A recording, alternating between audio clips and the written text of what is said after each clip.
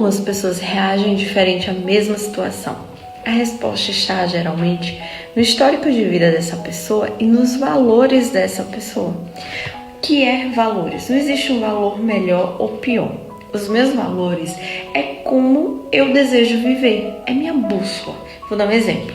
Um dos meus valores é a paz e a tranquilidade. Então, se eu estiver em um ambiente de muitos atritos, ou um ambiente que me exija de muitos eventos, de muito contato social, aquilo me deixa fragilizada, me gera uma frustração.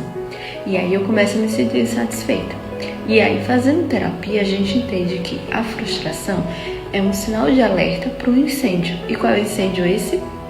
Que eu não estou vivendo conforme os meus valores, conforme aquilo que eu gosto. Não é que eu vá impor os meus valores, mas eu vou respeitar os limites e impor para que sejam respeitados.